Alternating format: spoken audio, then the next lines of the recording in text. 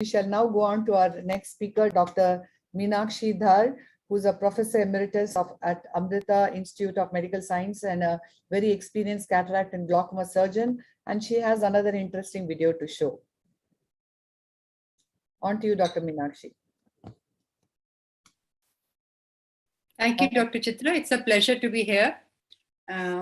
Is my screen being shared? Yes. Yeah, I'll play the video and then we'll talk. Any cataract surgeon, however experienced they may be, will always come across mind-boggling cases that keep them on the edge. One such case was that of a 45-year-old man on his holiday from Guelph, as any Malayali would put it, whose saga started after a simple pterygium excision. This NRI gentleman arrived at our hospital with a 40-day-old history of painful decrease in vision with a red eye, with an IOP of 56, BCVA of 6/18, a shallow AC, a 7 mm fixed pupil with multiple atrophic patches on iris. Patient also had a glaucoma flecken with an intumescent cataract. He had advanced glaucomatous optic neuropathy and an advanced visual field loss. Patient was started on a maximal medical therapy and patient was taken up for phacotrap after 4 days when the IOP dropped down to 25. But his fate had other things in store. He landed up with a retrobulbar hemorrhage while giving the peribulbar injection. The IOP shot up to 73, vision dropped to only perception of light with an inaccurate projection of rays. Maximal anti-glaucoma therapy was restarted. IOP did not come down. He was given 1 gram IV methylprednisolone. Our only window of opportunity was if we could ease the pressure on the optic nerve. So, emergency drainage of retrobulbar hemorrhage was done under general anesthesia. Next day, patient underwent 2-site phacotrabeculectomy under general anesthesia after urinary catheterization of the bladder. 300 cc of mannitol was given to bring the IOP down from 74 to 25. Cataract surgery was also done as the lens was large and intumescent with a thickness of 5 mm in an eye of axial length of 22.07 mm. This patient also had a low endothelial count of only 1052. Hence, BSS Plus and Viscoat were used. On observing this surgery, it looks almost innocuous, with only mild upthirst. This is all thanks to the deep general anesthesia given, which included use of opiates, propofol, hyperventilation, reverse Trendelenburg position, minimizing venous congestion to prevent the raised episcleral venous pressure.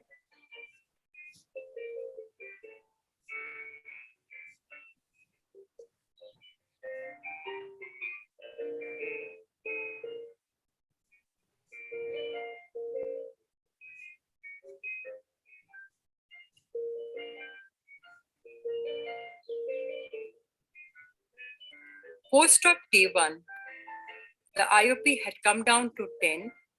There was corneal edema. Vision was 1/60 with still an inaccurate projection of rays. But this gave us a ray of hope. Over the next 1 month, however, vision improved to 6/9. The HFA also showed improvement. Lessons learned from this case were not to give hometropine or any other mydriatic without doing gonioscopy, especially in hypermetropic eyes. Also, when you manage very high intraocular pressures, don't give suboptimal doses of mannitol. One can give up to 1200 cc, that is 12 bottles of 100 cc mannitol. General anesthesia is of great advantage to lower IOP during surgery and is a better option when upthirst is expected rather than giving a peribulbar injection.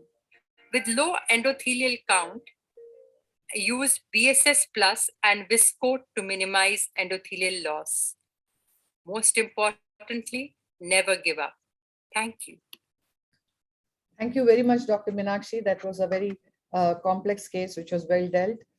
My question is that, in the time now when we could do a subtenon injection, doing a retrobulbar block was not a necessary step in these kind of very tensed eyeballs. And of course, probably we could have also thought of doing a decompression vitrectomy in the initial stage.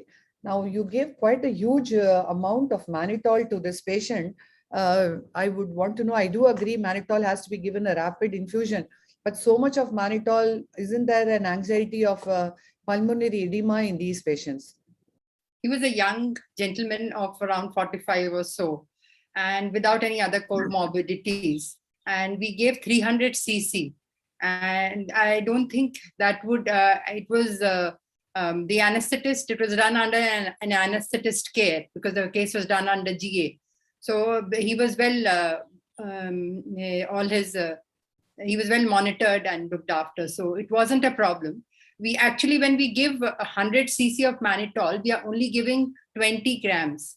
And 20 grams is around only 0.33 milligram per kg body weight for a person who weighs 60 kg.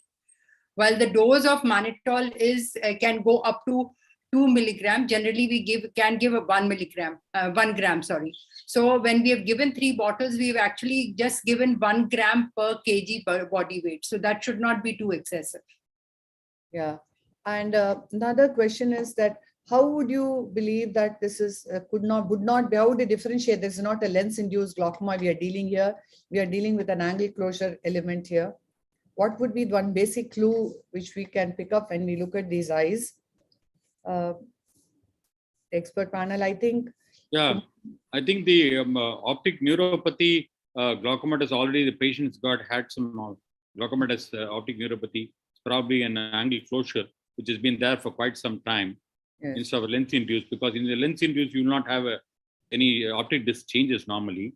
And, yes. And also the atrophic patches in the iris that shows the history of angle closure has been there before.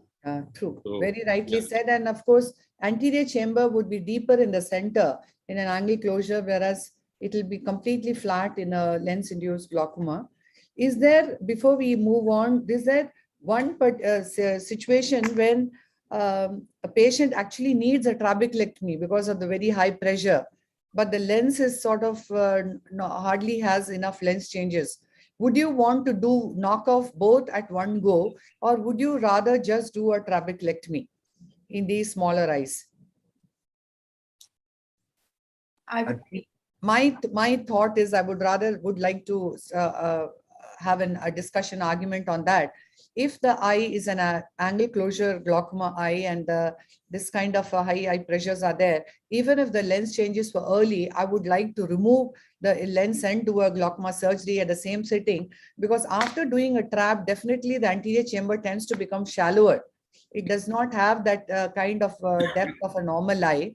And then you are further compromised in removing the lens on a second sitting.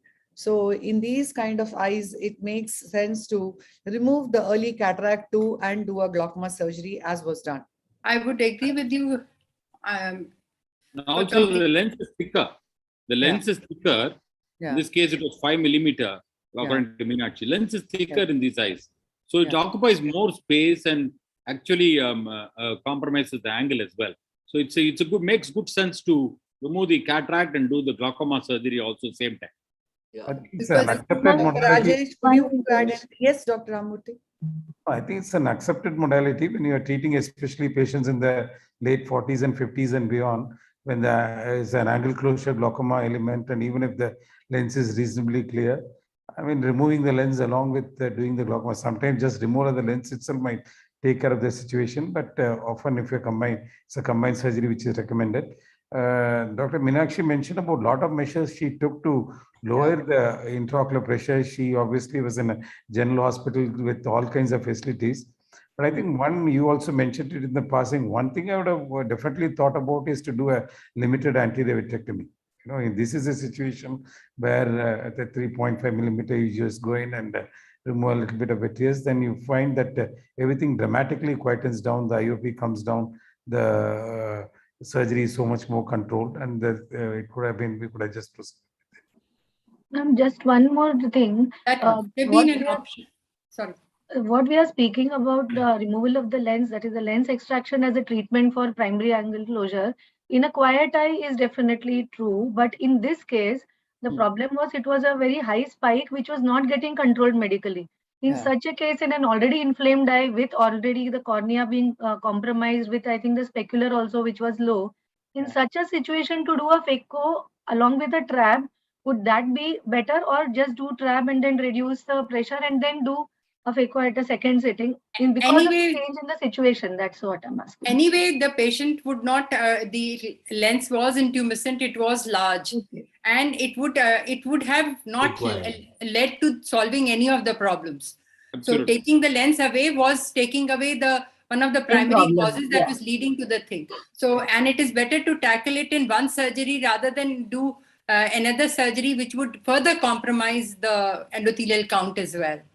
And here what I basically wanted to highlight was that the retrobulbar hemorrhage can sometimes be so, the patient's vision dramatically dropped from 618 to PR inaccurate. And we can have such cases. And apart from doing the lateral canthotomy and the canthiolysis, we can do a infralateral orbitotomy. Like in this, I couldn't show for paucity of time, but there was a huge surge of blood which I could remove, and one could see the change in the color of the subconjunctival space. Yes, that was a very challenging video which you showed us, and lot of food for thought. And ma'am, I totally agree with the logic of removing the lens. And in fact, I counsel many of my patients and I tell them that the lens has an anterior-posterior diameter of about 4 to 4.5 millimeters as compared to an intraocular lens, which is less than 1 millimeter. So you always have a 3 to 3.5 mm extra space, and that helps you out. So in the long run, I totally agree with Dr. Ramamurthy also, that you can just get away with a plain cataract surgery in such cases. Not in this case, the patient already had a history of 40 days of not in this closure. Case. Not in this case, but where there's a mixed mechanism glaucoma going on, which raised IOP because of the lens factor. Depends on what is the extent of the depends on the case. That's true. Thank